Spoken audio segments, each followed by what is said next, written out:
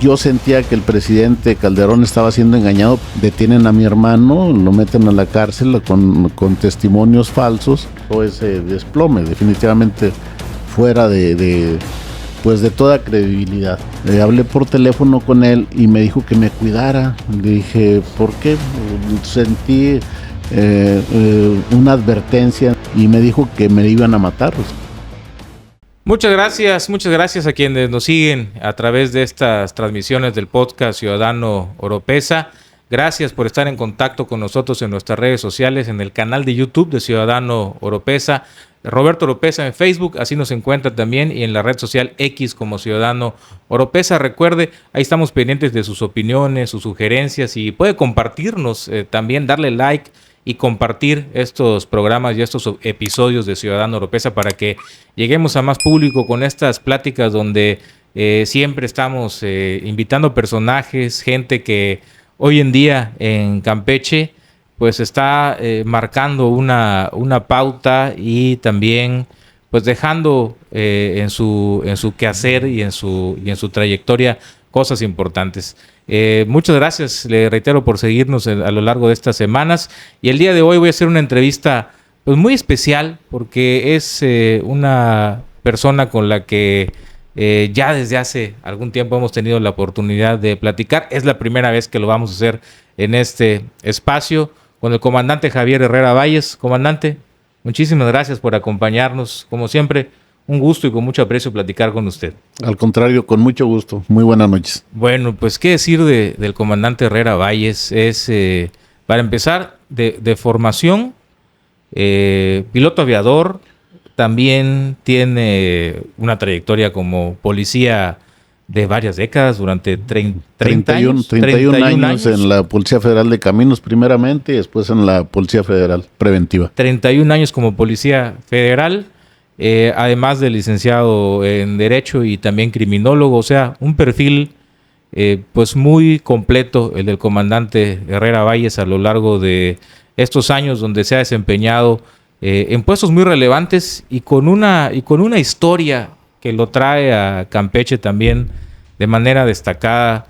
Pues no es una historia que seguramente muchos campechanos ya no desconocen, porque usted ya lleva aquí un buen tiempo con nosotros y pues ya nos ha platicado también de esto que le ocurrió en su momento, en aquellos años donde tuvo que enfrentar no solamente persecución, sino cárcel, sino tortura, un momento complicado, un momento difícil. Era un momento diferente y un país sin duda distinto al que tenemos hoy. Y me gustaría empezar por ahí, comandante, hoy que la presidenta de la República, Claudia Sheinbaum Pardo, está cumpliendo un año al frente de la presidencia, la primera mujer presidenta de la República.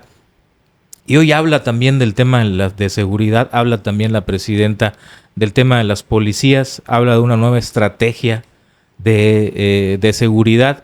Yo le preguntaría eso para irnos un poquito a lo actual. Y ahorita vamos a revisar también, obviamente, su trayectoria y el pasado, que es muy importante.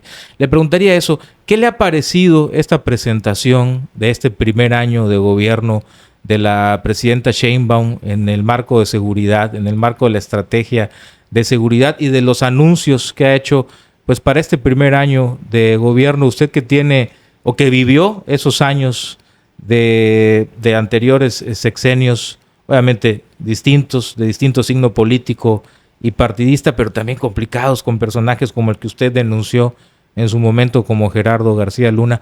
¿Qué le ha parecido estos 12 meses de la presidenta Sheinbaum en materia de seguridad a Javier Herrera Valles? Bueno, mira, a mí me parece que es una estrategia adecuada a las circunstancias actuales, en donde la delincuencia organizada estaba ganando bastante terreno, donde tenía regiones completas dominadas.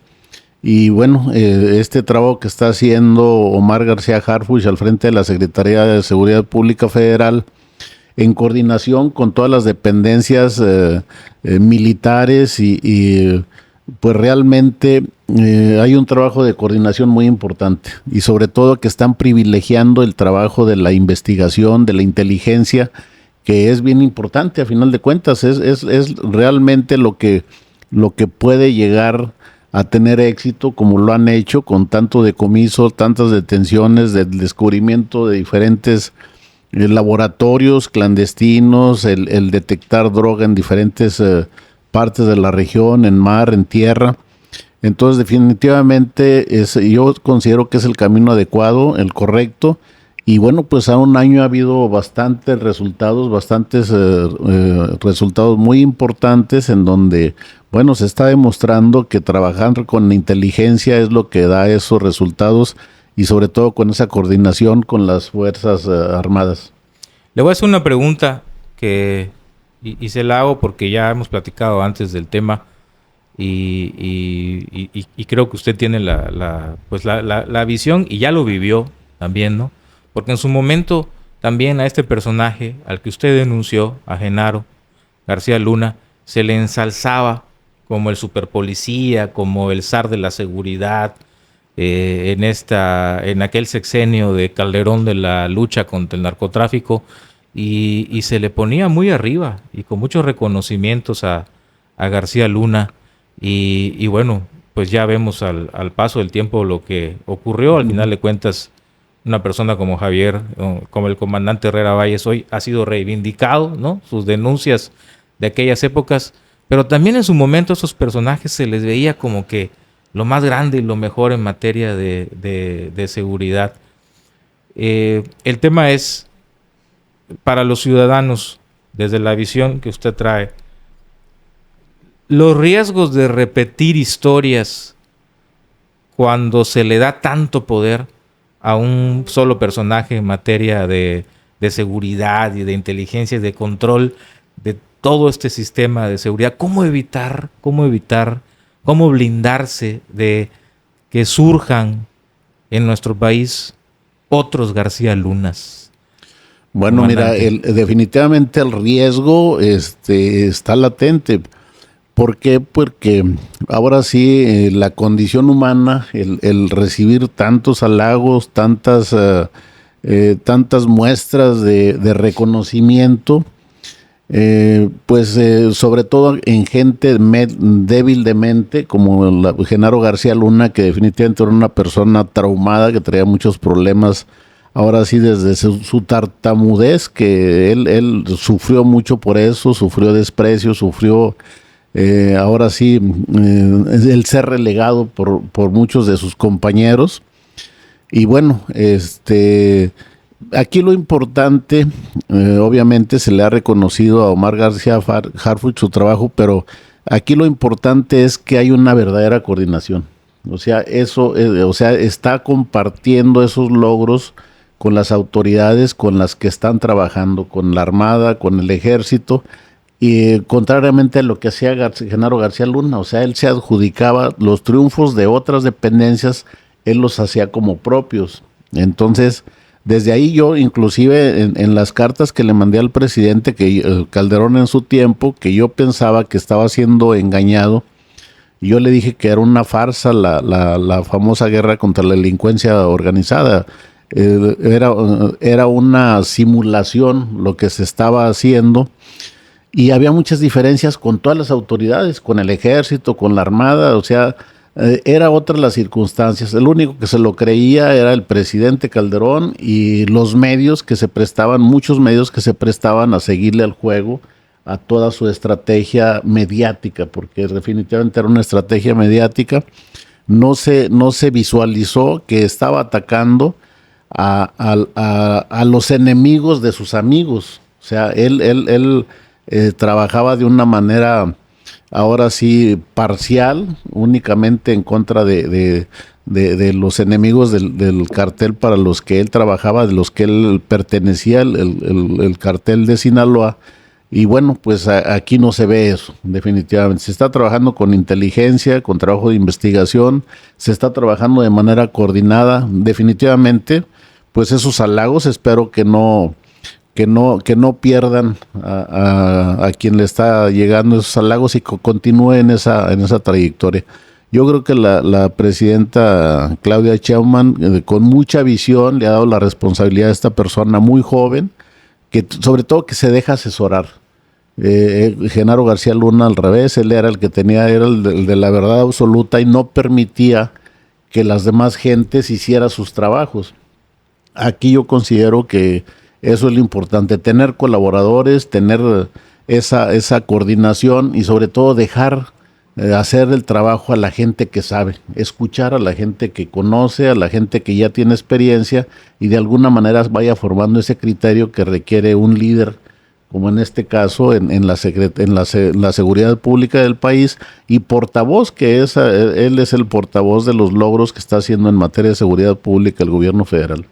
Comandante, en este caso usted, además de que levantó la voz contra pues quien era la principal figura de la estrategia de seguridad de aquel sexenio de Felipe Calderón, y usted, bueno, alzó la voz de manera figurada, es que le escribió las cartas directamente al presidente, pero en ese momento, en ese entonces, en lugar de usted recibir justicia o de recibir o de ser escuchado, sus denuncias que al paso del tiempo pues le dieron la razón los años, ahora sí que a usted el tiempo lo absolvió y a García Luna lo condenó, así no hay otra manera de decirlo, pero usted en lugar de recibir la atención, de ser escuchado, aparte usted hablaba con bases estaba usted allá adentro, ¿no?, de la Policía Federal, estaba usted en la parte interna, o sea, veía lo que pasaba, y recibió injusticia, no recibió justicia, recibió injusticia. A casi 20 años de aquel sexenio y de aquellos años y de lo que usted vivió, aparte pues, estuvo usted en prisión 4 años, casi 4 años, hoy ve un país diferente en materia de justicia, o casos como el suyo encuentran hoy un país distinto, con mayor posibilidad de acceder a la justicia, tomando en cuenta todos los cambios que han habido y las reformas, pero la sensación en general que le deja a Javier Herrera Valles es un país donde casos como el suyo pueden encontrar la justicia. Bueno, pues te comento, yo he tenido sinfín de procedimientos, tanto administrativos como penales, en donde yo he pedido precisamente esa justicia, en donde he pedido se reconozca que el Estado se equivocó conmigo, en donde haya esa satisfacción del reconocimiento público. No se ha dado con el antiguo régimen de procuración de justicia. Yo espero que con el actual régimen de procuración de justicia, esas personas que como yo no han tenido acceso a la justicia, lo puedan hacer ya con estos cambios, con esta gente que no está maleada, que a lo mejor no tienen los conocimientos que tenían los anteriores juzgadores, pero a final de cuentas, conocimientos sin hacer valer la justicia, yo creo que realmente no vale, no sirve. Era un cambio que era necesario en el Poder Judicial de la Federación, y bueno, pues ahora sí, en donde también se va a revisar la actuación de los jueces y magistrados, ese tribunal de disciplina, en donde pues puede garantizar un poco más el tener acceso a la justicia, que es muy importante para la sociedad mexicana. Fíjese, casos como el suyo, ¿no?, que dice, he llevado varios procesos de diferente índole, administrativos, los procesos judiciales que usted ha llevado, y todavía no alcanza la justicia, o no llega a esa justicia. Y es usted una persona resiliente. Todavía hace unos días lo platicábamos, ¿no? Usted estuvo 4 años en prisión, hoy le toca estar al frente de las prisiones en Campeche, en la subsecretaría que tiene a cargo el tema de los centros penitenciarios. Pero Javier Herrera Valles, el comandante, usted ha sido una persona resiliente que se sobrepuso a esas situaciones, que llega a Campeche a trabajar en materia de seguridad en este gobierno, de alguna manera a aportar todo eso, ¿no?, la asesoría y todos esos 31 años de Policía Federal y esta parte de derecho, la parte criminólogo, un perfil muy, muy integral, muy fuerte el comandante Javier. Entonces, usted pues se podría decir que es una excepción, ¿no? Esa capacidad de sobreponerse y de crecerse al castigo. Pero ¿cuántas voces se han perdido en el país que no han tenido esa oportunidad de recuperar la vida? ¿Usted ha pensado en eso, comandante? ¿Piensa en eso de la cantidad de gente como usted fue presa injustamente, fue perseguida, fue torturada y pues se apagaron, sus casos no siguieron o no cobraron el interés, pues mediático, político, por decirlo de alguna manera, histórico también, porque yo creo que la denuncia que usted hace es histórica, y así lo califican muchos periodistas que le han entrevistado y muchas notas que se han hecho de su caso. Incluso ha llegado usted a la Corte Interamericana de Derechos Humanos, tiene usted muchos antecedentes. Digamos que su denuncia fue valiente y es histórica también por lo que representó para eso, o lo que representa para esa época de nuestro país. Pero usted piensa en casos como el suyo, que se apagaron, que se perdieron, que pues ya no, digamos, estas personas no lograron ya tener notoriedad para seguir o impulsar esta búsqueda de la justicia. ¿Piensa en ellos? Sí, mira, definitivamente cuando de las primeras acciones que yo tomé al obtener mi libertad, yo presenté una denuncia contra la anterior Procuradora General de la República, Marisela Morales Ibáñez, los agentes del Ministerio Público que actuaron en mi contra, entre ellos el actual fiscal de Tamaulipas. Él era el coordinador de ministerios públicos en donde manipularon a los testigos protegidos, donde les otorgaron beneficios que no les correspondían. Yo presento esa denuncia y fue recibida en la Procuraduría. De ahí mucha gente, inclusive que estuvimos en prisión en Tepic, ahora sí me pedían información de que cómo le había hecho yo con la denuncia. Yo les di la información porque a final de cuentas le digo, bueno, si realmente tú sientes que se cometió una injusticia, bueno, pues no nada más lo manifiestes en tu medio, haz una denuncia, realmente algo que se haga justicia y que se castigue a los culpables. Entonces, la mayoría de ellos no actuó, porque al final de cuentas decía, yo no me quiero meter en problemas, ya salí de esta situación.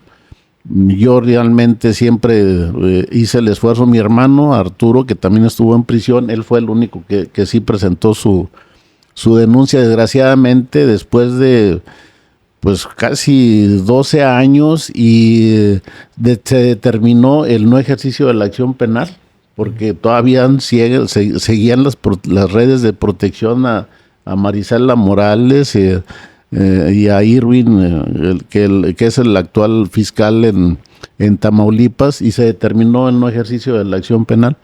Pero como esas, hubo la denuncia que presentó la Comisión Nacional de Derechos Humanos por la detención cuando me detuvieron, me fracturaron una costilla, y también he seguido luchando y presentando los recursos necesarios para que continuaran vigentes estas situaciones.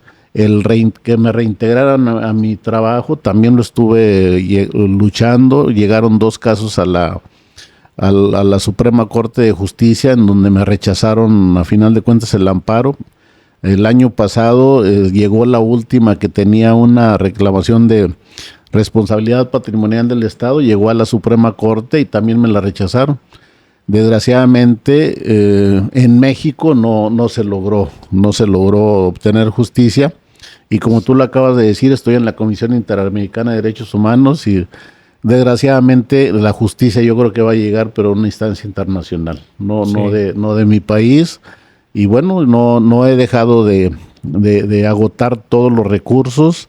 La Comisión Interamericana hace 5 años admitió mi caso en una petición en donde el gobierno mexicano decía que pues todavía no se habían agotado los recursos aquí en México, y la Comisión Interamericana ahora sí puso adoptó una cláusula en donde se aceptaba el caso a pesar de no haber agotado las instancias por la tardanza que estaban para determinar mis casos, resolver mis casos. Entonces ese es el único. Está pendiente una denuncia contra los elementos aprensores por tortura precisamente.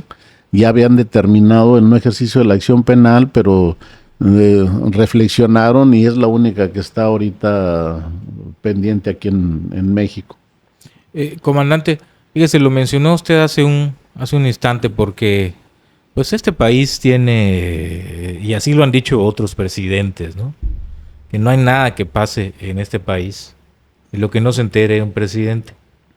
Usted lo mencionó hace un momento, que usted envía las cartas a Felipe Calderón con la creencia, ¿no? Esta creencia de que lo estaban engañando, que había una simulación y que él no estaba enterado de estas cosas. Bueno, es un argumento que él mismo ha esgrimido, ¿no? Que él no estaba enterado de esto. Como otros, cuando se han destapado otros casos recientemente en estados, pero también a nivel federal, ¿no? Siempre dicen, no, pues yo no estaba enterado de lo que hacía tal o cual. Y ese es el argumento, ¿no? Pero en este país, y le reitero, se ha dicho, nada se mueve sin que tenga conocimiento el presidente de la República. La pregunta, pues, es obligada, ¿no? Usted, al paso de todo este tiempo, de lo que ha ocurrido después de la sentencia de García Luna en Estados Unidos, cómo se ha manejado esta situación en aquel país, pues la justicia de ahí es diferente a la de acá, ¿no? Se basa mucho en las declaraciones de los testigos protegidos, etcétera, y las diferentes agencias gubernamentales, el Departamento de Justicia. Hoy, Javier Herrera Valles, ¿qué le diría? El Javier Herrera Valles de hoy, ¿qué le diría al Javier que le escribió aquella carta a Felipe Calderón? Bueno, esa pregunta ya en alguna ocasión me lo hicieron y me lo hizo pues una persona muy querida. ¿Por qué lo hiciste? Bueno, le digo, pues es que realmente era mi obligación, era una obligación legal. Al enterarme como servidor público de una situación, un delito, hechos probablemente constitutivos de delito y sobre todo alguna irregularidad administrativa, bueno, pues había que hacerlo. Se prevé en la ley y había que hacer esa denuncia ante su superior jerárquico. Y el superior jerárquico de un secretario de Estado como era Genaro García Luna, pues era el presidente. Así es que yo no la había, no la equivoqué, lo hice plenamente consciente de lo que pudiera implicar en un momento dado el hacer este señalamiento en donde pues yo sentía que el presidente Calderón estaba siendo engañado, pero también era muy evidente todas las atrocidades que estaba cometiendo como para que no se entere, precisamente con lo que acabas de mencionar. Pues aquí no se mueve una situación y sobre todo de ese tamaño sin que supiera el presidente. Aún así me arriesgué.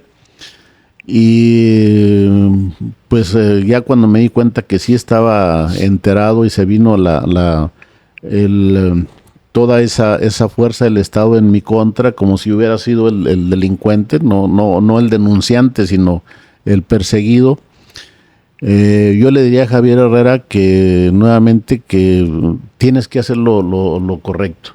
Lo correcto, ahora sí, era eso, arriesgar todo. No pensé en mi familia, porque también inclusive mi esposa me dijo, ¿por qué lo hiciste? Si tenías estabilidad, tenías cargo, tenías sueldo, tenías prestaciones, tenías un nombre, una reputación. Bueno, pues precisamente por eso lo tenía que hacer. El sacrificar esa estabilidad era parte del riesgo que se corría, y más cuando se vino la persecución en mi contra, que en lugar de quedarme callado, lo seguía haciendo ante los medios, que fue lo que de alguna manera me salvó la vida, yo considero, porque al no hacerme caso el presidente, pues me fui a hacer la denuncia correcta, adecuada, ante la Fiscalía General de la República, ante Contraloría Superior de la Secretaría de la Función Pública, y anduve en las secretarías, en las comisiones de seguridad pública, tanto del Senado como de la Cámara de Diputados. Ahí fue donde conocí precisamente a la actual gobernadora Laida Sansores. Era diputada federal y ella se enteró en ese momento de las denuncias que yo estaba presentando contra el presidente. Entonces no me quedé callado, seguí insistiendo con pruebas, con elementos de prueba, y a final de cuentas pues eso fue lo que provocó el odio hacia mi persona y mi familia, porque primero detienen a mi hermano, lo meten a la cárcel con testimonios falsos, ahora sí para que yo le bajara a mis señalamientos. No entendí y bueno, se vino también la persecución y bueno, se concretó esa injusticia en mi contra. Es complicado el volver a tomar una decisión de ese tamaño, sobre todo ya teniendo el conocimiento de las consecuencias que puede traer, pero se haría nuevamente, definitivamente. ¿Y por qué le pregunto esto? Porque fácilmente hoy estamos platicando con usted y yo he tenido la oportunidad de platicar varias veces con usted en este tiempo que ha estado aquí el comandante Javier Herrera Valles en Campeche, y siempre diferentes temas, y entonces pues me doy cuenta de que usted pues se ha sobrepuesto en gran medida mucho de lo que le pasó anímicamente, moralmente, como usted dice, en su reputación, porque eso se siente, ¿no? Eso se siente cuando platicas con una persona y ves que está echado para adelante, que está concentrado en su trabajo, que no está bloqueado por eso que le ocurrió. Pero a usted lo pudieron haber matado fácilmente. Definitivamente. O sea, hoy pudiéramos no estar aquí, usted ya pudiera no estar en este mundo, déjeme decirle. ¿Y por qué le digo esto con ahora sí que entrando un poco al terreno de la especulación, que no debemos los periodistas tocar esa línea, ¿no? Porque es una línea muy delgada, pero en rigor periodístico, pues también hay que decir las cosas que uno ve, ¿no? A ver, a Calderón le mataron 2 secretarios de gobernación. 2, sí. O murieron, no quiero decir le mataron, ya lo lancé, pero a ver, fallecieron 2 secretarios de gobernación con Calderón. muy sospechosas. Que hasta la fecha personajes han sacado otra vez a la luz esos casos y lo mencionan como sospechosos, ¿no? Pero a ver, a Calderón se le murieron, o le mataron o se le murieron 2 secretarios de gobernación, Francisco Blake y el campechano, Juan Camilo Muriño, precisamente. Y hubieron otros sucesos alrededor de ese sexenio también con sospecha, pero vamos a hablar de esos 2 casos con sospecha. Javier Herrera ve esos casos de, a ver, en ese sexenio probablemente esta situación tocó lo más alto que pudo haber llegado en un gobierno, es decir, hasta el secretario de Gobernación o los secretarios de Gobernación. ¿Siente que es afortunado Javier Herrera Valles de haber conservado la vida en este contexto de las cosas que vimos en aquel sexenio? Y lo estoy diciendo con ahora sí que con el debido, insisto, no especulemos, pero fueron cosas que vivimos en esas épocas y que a todos nos dejaron la sensación de que ahí habían cosas de fondo y sospechosas y más allá, que podían en cualquier momento a cualquiera costarle la vida en esa situación de la delincuencia organizada en aquel sexenio. ¿Hoy considera Javier Herrera Valles que es afortunado estar con vida? Sí, definitivamente. Mira, y tocando el tema de lo que acabas de comentar, yo como piloto, pues ahora sí volé más de 20 años, helicóptero, a la fija también. Ahora sí conozco lo que es tener una aeronave, lo que es traer un servidor público de ese nivel, y sobre todo en las aeronaves en las que fallecieron. Eran aeronaves que estaban a servicio del gobierno de la República, que tenía el Estado Mayor Presidencial esa administración, y en donde los servicios de mantenimiento son de excelencia. Entonces, como para que hubiera habido fallas mecánicas sobre todo en el del Blackmora, fue un helicóptero y fue por una falla mecánica. Definitivamente no era creíble. Consideré ese riesgo y sobre todo de lo que se decía en ese momento de quién pudiera. En el caso de Muriño, ¿usted lo apreció diferente? El accidente, en su experiencia de piloto, las explicaciones que se dieron. Sí, no, explicaciones en donde realmente eran pilotos muy experimentados. O sea, no era cualquier piloto el que manejaba una aeronave ya de presidencia de la República, porque eran pilotos con muchas horas de vuelo, con mucha experiencia, comprobada capacidad, como para que se hubieran metido, por ejemplo, en donde me entró la turbulencia de una aeronave que venía adelante y que le causó ese desplome. Definitivamente fuera de toda credibilidad. Pero bueno, ahí quedó. Volviendo a tu pregunta, sí consideré que fuera a perder la vida. Yo por eso, de alguna manera, en los medios de comunicación hice públicas, ya no nada más legales, mis señalamientos, sino los hice. A mí cuando me detienen iba a Televisa a platicar con Denise Merker.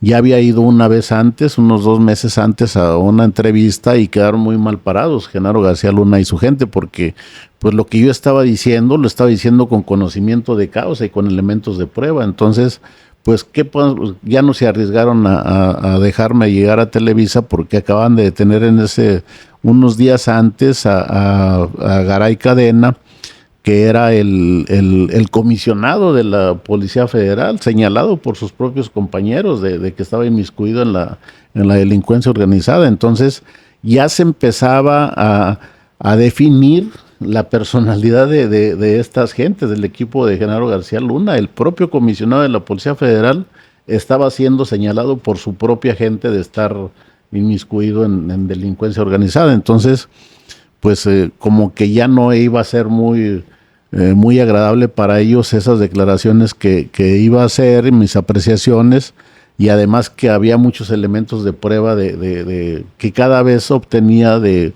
gente que estaba al interior de la Policía Federal.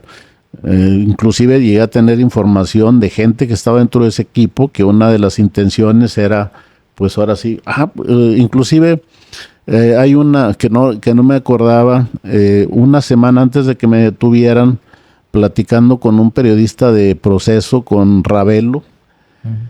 Iba a ir a una entrevista el viernes. A mí me detienen un lunes, iba a ir el viernes y me dijo, hablé por teléfono con él y me dijo que me cuidara. Le dije, ¿por qué? Sentí una advertencia en su manera en que me lo dijo por teléfono, porque iba a la entrevista y me dijo que la hacíamos la semana que entra. Y me dijo, usted el lunes, fue el viernes, el lunes estuvo en tal lugar, en un restaurante, desayunó con una persona de tal manera, o con una persona, andaba con una periodista que desayuné con ella, y desayuné con mi hermano, estaba en su vehículo y dio las placas del vehículo que traía, o sea, dio los datos exactamente de lo que había pasado ese lunes en la mañana. Y me dijo que me iban a matar. O sea, una fuente importante de él de confianza me dijo que me iban a matar en esa fecha, pero no se animaron por la compañía, que estaba acompañado de una periodista muy reconocida en ese momento. Entonces, pues me quedó claro que a final de cuentas no se animaron a matarme por las consecuencias que pudiera traer que iba a ser evidente de dónde venía esa orden, ¿no? de perder la vida. Entonces se fueron por el lado de las imputaciones falsas con testimonios de testigos protegidos. Sí, incluso por ahí recuerdo alguna nota que leía la primera vez que tuve la oportunidad de entrevistarlo. Recuerdo que a un narcotraficante alguien le escucha decir en el penal, ¿no? que alguien le escucha decir a este narco. Un periodista, la Barbie. Ajá. No. No recuerdo bien, creo que Sí, al grande. Ujú. Le escuchan decir al grande que, y así sin tapujos, ¿no? Uh-huh. Que lo que él estaba diciendo en contra de usted era un montaje, Uh-huh. que a él le habían pues ofrecido Claro. algún beneficio por embarrarle, ¿no? Por señalarle,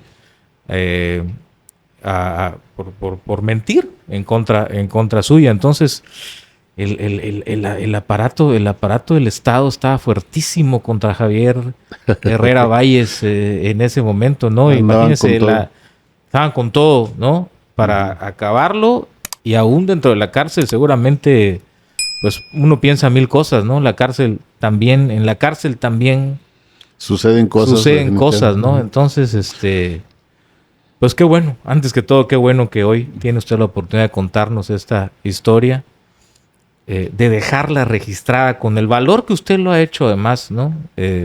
Cada que nos permite a los periodistas, a los reporteros, conversar con usted, pues es otra muestra de que bien hay heridas que ahí están, ¿no? Pero de que la fortaleza humana puede imponerse contra todo esto. ¿Así se siente hoy usted? Sí, muy, muy fortalecido. Y sobre todo, fíjate, lo platicamos el otro día en el área donde estoy, o sea, es una muy buena oportunidad que me ha dado la vida y la gobernadora, el estar en un lugar en donde se pueden hacer muchas cosas por las personas privadas de la libertad. Sean culpables, inocentes, pero están en una situación de internamiento, de privados de su libertad. Y bueno, pues estamos trabajando para que esas gentes tengan la oportunidad de tener una actividad dentro del penal, puedan tener ahora sí, una actividad laboral también en donde puedan tener recursos para que no sean un gasto para su familia, y darles esa oportunidad saliendo de que puedan conseguir una actividad como yo la conseguí en su momento, de poder ingresar a la sociedad. El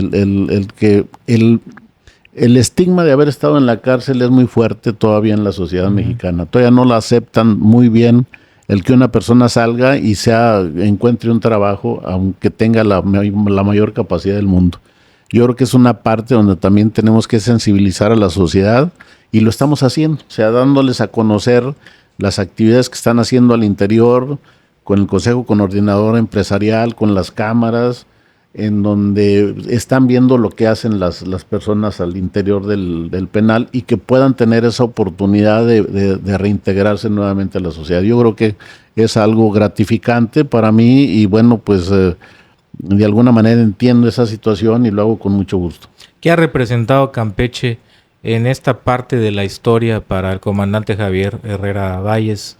Bueno, ya pues el pasado ahí está, es doloroso, también nos da herramientas, como bien señala usted, hoy tiene la oportunidad como subsecretario responsable de los centros penitenciarios, ¿no? Qué curioso, ¿no? Nos decía el otro día, esos casi 4 años que pasó en la cárcel injustamente por la labor que hicieron en su contra García Luna y toda esta gente, pues son los mismos 4 años que ya lleva usted en Campeche, ¿no? Es eso, ¿no? De estas coincidencias o estas temporalidades, digamos. Pero, ¿qué ha representado Campeche en esta historia de Javier Herrera Valles en estos años, en estas oportunidades de trabajar en el Estado, pues para los campechanos, con los campechanos?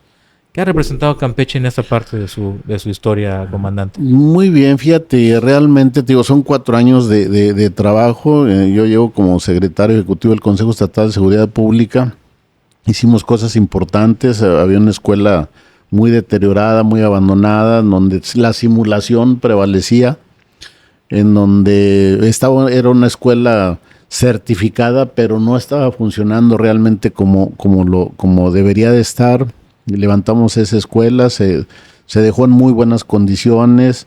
El programa de REPUVE, del registro público vehicular, se incrementó para tener esa certeza jurídica de los propietarios de los vehículos, en donde pues estaba también muy olvidada.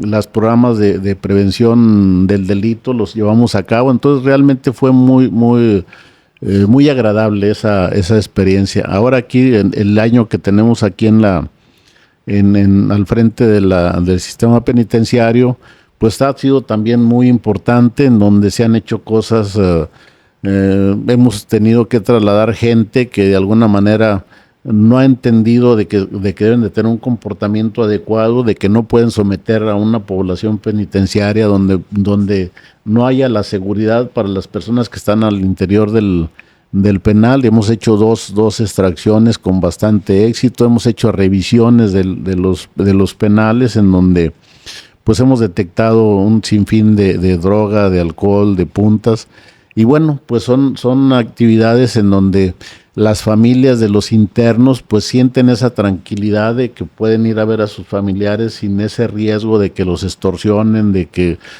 su familia, sus internos sean ahora sí sometidos. Yo creo que es una labor importante, y bueno, pues es agradable poder dar buenos resultados en esta responsabilidad, y sobre todo a la sociedad campechana, en donde, bueno, pues me ha acogido de una manera muy cordial en estos 4 años. Fíjese que Campeche es un estado muy particular porque los campechanos son cero ingenuos, ¿no? Aparte, el campechano está muy politizado, muy informado, muy metido en las redes sociales. Todos creo que, aparte, le gusta la grilla al campechano. O sea, el campechano está siempre dispuesto a comentar las cosas. A veces lo que no sabe lo inventa, también hay que decirlo, ¿verdad? Y hay de todo. Pero el campechano no es ingenuo, sabe reconocer las cosas, sabe señalar, hacer puntualizaciones, y diferenciar también ciertas situaciones, ¿no? Y bueno, hay cuestiones donde a veces es muy duro o muy ácido. El periodismo lo es, la crítica lo es, ¿no? O sea, hay cosas que se tratan con dureza, ¿no? El tema de la seguridad es uno de esos. El tema de la seguridad yo creo que es uno de esos porque al campechano le preocupa el tema de la seguridad. Entonces, como que no hay medias tintas, ¿no? Con el tema de la seguridad, como pudieran haber con otros temas, donde a lo mejor ahí la vas balseando, dices, bueno, por ahí damos chance, por acá de acomodar ciertas cosas. El tema de la seguridad creo que es uno donde todos los que se meten a opinar y a hablar y a analizar, lo hacen con, por lo menos aquí en Campeche lo hacen pues hasta con veneno, ¿no? Diría yo, hasta con muy puntillosos, porque es algo que creo que, y digo veneno en el buen sentido, ¿no? Puntilloso, tratando de ponerle los puntos a las íes para que esas cosas no nos perjudiquen de más. Estamos acostumbrados a ser un estado tranquilo y seguro y no violento. O sea, así queremos seguir siendo. ¿Qué le diría usted a los campechanos hoy, desde ya la experiencia que traen, el tema de la prevención del delito, del Consejo de Seguridad, hoy al frente de los centros penitenciarios, donde pues las cárceles también son una caja, ¿no?, de resonancia de lo que está pasando en materia de seguridad en el Estado? ¿Qué le diría hoy Javier Herrera Báez a los campechanos en materia de confianza, o de confiar, o de tener confianza, o darle este voto de confianza a la estrategia de seguridad que se está llevando a cabo en Campeche? Sí, mira, en primer lugar, yo creo que el campechano se debe sentir muy afortunado de estar en una entidad bastante tranquila. Los penales no hay sobrepoblación como en otros estados, que es donde hay hacinamiento, donde hay una serie de problemas más severos. Es un estado tranquilo en donde pues ahora sí la gente se puede salir, puede pasear, puede andar a todas horas de la noche. Y efectivamente en los 31 años que anduve de servicio, normalmente me estuve para el lado del norte de la República, en Sinaloa, Sonora, Las Bajas, Tamaulipas, San Luis Potosí.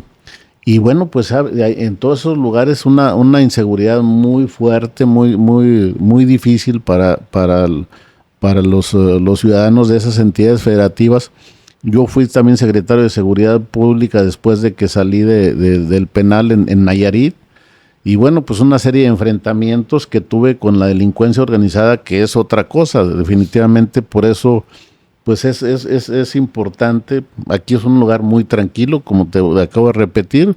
La estrategia de seguridad es la adecuada, se está ahora sí manteniendo con esos estándares de seguridad y bueno, pues es algo importante. A lo mejor no les gusta que haya alguna situación de conflicto, de violencia, porque no la han vivido, pero violencia hay estados realmente donde sí hay extrema violencia y están en un lugar privilegiado, y estoy en un lugar privilegiado definitivamente, como es Campeche. Y qué bueno, ¿no? Que nos sintamos con la responsabilidad de la seguridad todos, ¿no? Porque creo que eso es parte también y creo que así lo dice la policía ahora, lo manejan así, dice la seguridad es responsabilidad de todos o la compartimos todos o algo así. Creo que eso es algo que sí los campechanos tienen internalizado, ¿no? De que el tema de la seguridad sí de alguna manera nos compete a todos, como vecinos, como familias, como medio de comunicación, o sea, como que sí nos sentimos todos con una parte de la responsabilidad de mantenernos y ya nos acostumbramos a ser un estado seguro, tranquilo. Entonces, digo, no quiere decir que la autoridad no va a hacer su parte, que es la que más le corresponde, ¿no? De hacer ellos el trabajo de policía, el trabajo de las fiscalías, esta coordinación entre fuerzas estatales, federales, ¿no? Por supuesto, tienen la gran responsabilidad, pero también la ciudadanía tiene su parte de estar siempre en las redes sociales señalando cosas, advirtiendo situaciones. ¿Qué es lo aconsejable para la actuación o para la participación de la ciudadanía en el tema de la seguridad? ¿Por qué le pregunto esto? Porque también muchas veces, aún con el ánimo de contribuir, pudieras estar dando una información que no es, a lo mejor haciendo algún señalamiento o alguna particularización que no corresponda, y eso en lugar de abonarle al tema de la seguridad, pues lo puede complicar un poquito más, ¿no? Inexactitudes en los reportes, o bueno, a usted ya le tocó estar en el Consejo de Seguridad, ¿no? Estas llamadas, reportes falsos, ¿no? Cuántas llamadas falsas de emergencia que realmente no lo son, ¿no? Hay hasta de broma que realmente pues no ayudan en nada. Con la experiencia que trae usted de policía de tantos años y bueno, creo que una vez policía no se deja de ser policía, ¿no? Sí, no, definitivo. Definitivamente, ¿no? Hoy eso es una realidad, ¿no? Y después de toda una trayectoria, pase lo que pase, pues siempre, ante todo, será comandante policía Javier Herrera Báez. ¿Qué le diría a la ciudadanía de Campeche hoy que quiere participar en el tema de seguridad y que quiere que Campeche siga siendo seguro y que lo quiere hacer bien? ¿Qué le diría a esa ciudadanía? Bueno, mira, definitivamente la sociedad, no nada más campechana, sino la sociedad en general, tiene una gran responsabilidad. Y esa responsabilidad es la denuncia. O sea, la cultura de la denuncia la tienen muy arraigada aquí, que es lo bueno. O sea, una autoridad en donde se hagan del conocimiento la ciudadanía de situaciones en donde puede intervenir es fundamental. ¿Por qué? Porque te da los elementos para poder intervenir. Ve una situación sospechosa, ve un vehículo en donde es importante, no sé, vehículo, 3, 4 gentes que no concuerdan con las personas que viven aquí. Bueno, hacerla del conocimiento ya es motivo de que la autoridad intervenga y pueda lograr la detención de gente que de alguna manera está viniendo a hacer otras cosas.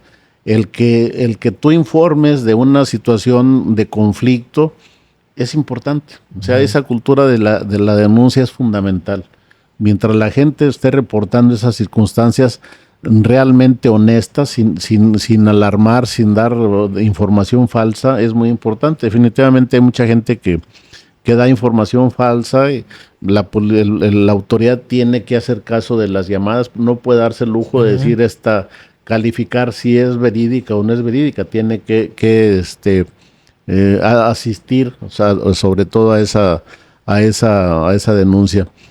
Cuando usted llegó al consejo, todavía le tocó esa problemática No, de las bastante. llamadas Sí, no, falsas, pero ¿no? las llamadas falsas se hacían, estuvimos por medio de ese predicado en el Centro de Prevención Social del Delito, ahora sí de concientizar la importancia de no hacer lo que implicaba esas llamadas de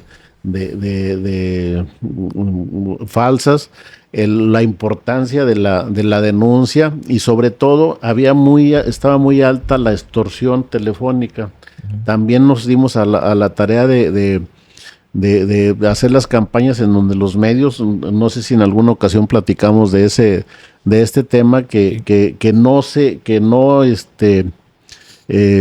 no hicieran caso de esas llamadas, porque estaban muy altas las llamadas y era mucho el dinero había una llamada en ese tiempo que lo extorsionaron con arriba de 500,000 pesos, uh-huh, de diferentes depósitos que estuvieron haciendo. Entonces ya la gente con conocimiento de causa, pues ya no atendía las llamadas, colgaban cuando les estaban amenazando, cuando les pasaban algún familiar y todo eso. O sea, son diferentes maneras y mientras no hagas caso a esas llamadas de extorsión, pues bajan las llamadas, porque pues ya no es negocio para la gente, claro, pero había un sinfín era muy alto el número de llamadas.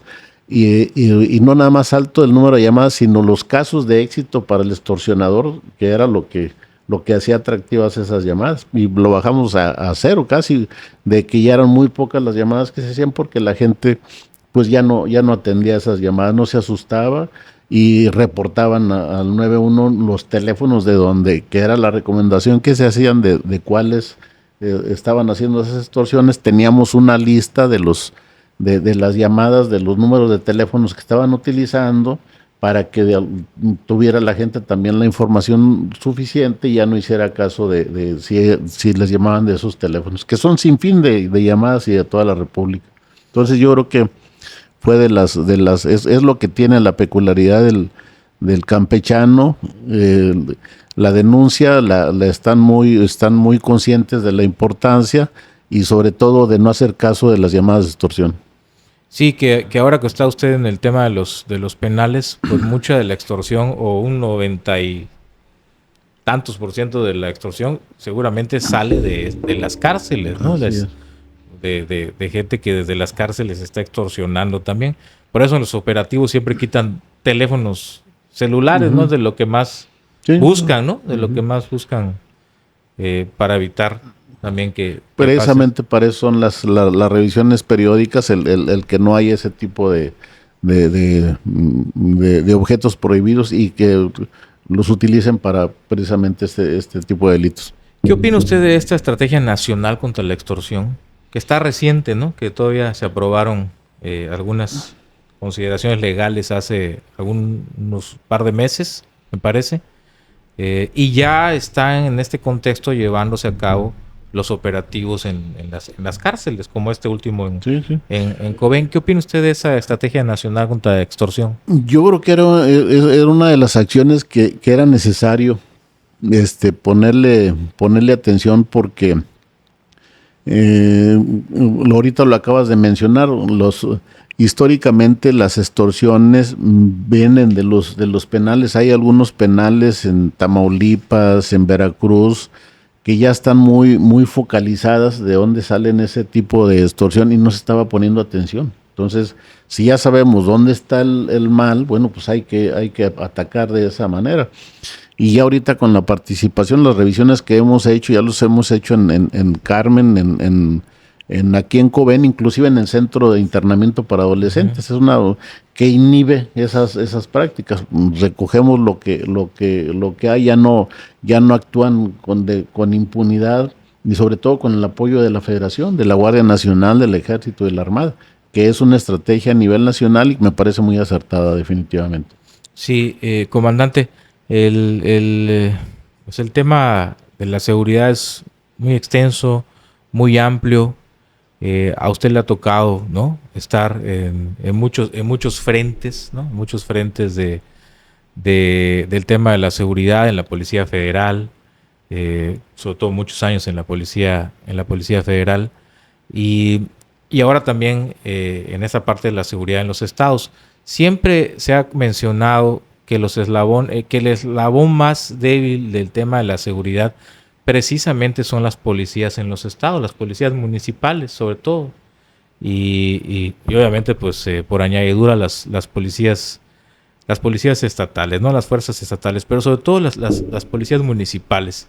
Eh, en el caso de Campeche, eh, ¿ve usted un avance en eso, en el tema de las policías locales, de las policías municipales? ¿O cuando llegó usted al estado, ve un panorama distinto de las policías locales, de las fuerzas locales? Bueno, mira, una de las cosas que yo siempre lo he manifestado y donde pues he detectado que el problema más severo y donde ha crecido la delincuencia organizada es precisamente por la falta de atención a las policías municipales. O sea, mientras la estrategia de cuidar a la policía municipal, yo creo que es lo más importante, porque ellos conocen al vecino, a las gentes extrañas, los movimientos irregulares, o sea, realmente conocen a fondo su área de influencia, su municipio.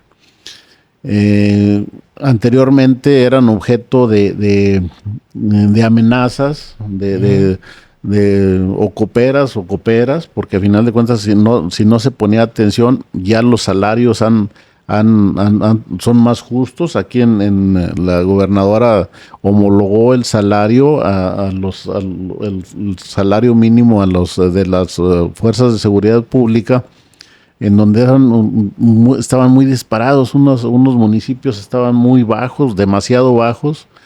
El único municipio que más o menos ha tenido un buen salario es Campeche. Fue una de las recomendaciones que nos hizo el secretariado ejecutivo cuando llegamos, el sueldo que pudiera de alguna manera ser más digno para el policía en ese tiempo eran cerca de 13,000 pesos. Y la gobernadora lo instituyó, o sea, realmente apoyó tanto a la policía del estado, de los municipios. Había municipios en donde ganaban 6,000 pesos al mes. Entonces inclusive la policía estatal estaba muy por abajo de esa cantidad, y es una medida importante en donde les da certeza a los elementos de seguridad pública. También tienen necesidades, tienen familia, tienen gastos. Entonces sí era importante esa parte. Yo creo que fue algo muy importante en donde pues se compromete, esas acciones comprometen al policía a su buen comportamiento y a cuidar su empleo.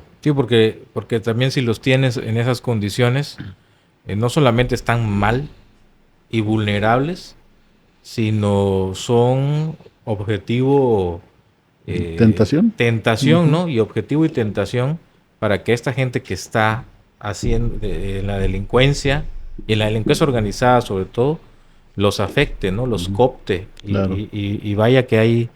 Y hasta la fecha, ¿no? Obviamente hemos visto todavía muchos casos, varios casos, incluso detenciones de algunos elementos en municipios donde evidentemente hay algo de esto, ¿no? Entonces, desafortunadamente es un tema que es un tema de todo el país, donde Campeche no va a escapar a esto, ¿no? No vamos a ser la excepción en este caso, pero pues ahí están también creo que las oportunidades de mejorar en el tema de seguridad. Comandante, pues le agradezco mucho que nos haya dado la oportunidad de platicar de su trayectoria, de su experiencia, y qué bueno tenerlo en Campeche para que nos comparta eso que usted ha vivido. Y bueno, pues ya nada más me restaría por preguntarle, pues qué espera Javier Herrera Valle, el comandante Javier Herrera Valle para estos próximos años. ¿Qué sigue para usted? ¿Ha pensado qué sigue para usted después de librar todas estas batallas de la vida, pues de estar en un momento pues muy, muy comprometido pues su propia vida, como ya lo platicamos. ¿Qué ve en el mediano plazo o en el largo plazo Javier Herrera Valle para pues este policía que nunca deja de serlo y bueno, que hoy está en Campeche, pero obviamente pues tiene una trayectoria en muchos puntos del país, es usted conocido y es reconocido. ¿Qué sigue para Javier Herrera Valle en estos años?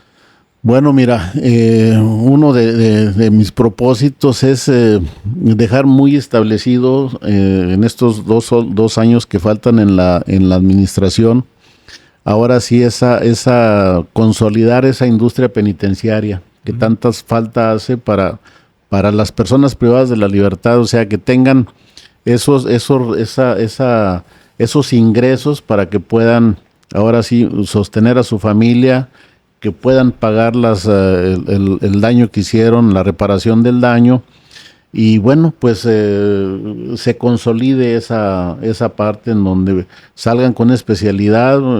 Tenemos ahora sí proyectos de darles capacitación, sobre todo en la parte que el empresario que se requiere en Campeche, la soldadura marina, que es una de las que falta mucho personal, la mecánica en diésel, y hay otros dos cursos que estamos ahora sí con ICATCAM y algunas otras instituciones educativas, el implementar para que tengamos buenos especialistas y puedan salir con trabajo y sobre todo esa mano de obra calificada que no se encuentra tan fácil. Yo creo que hay trabajo para estos 2 años muy intensos. Yo aspiro a dejar muy consolidada esa parte, dar a conocer lo que están haciendo al interior de los penales, que la sociedad sepa que hay seres humanos al interior, no todos son malos, hay los seres humanos en las penales con intenciones de reivindicarse, de hacer esa paz con la sociedad y salir a ser personas de utilidad en la sociedad. Seguirá buscando la justicia Javier Herrera Valles, ahí claro, también.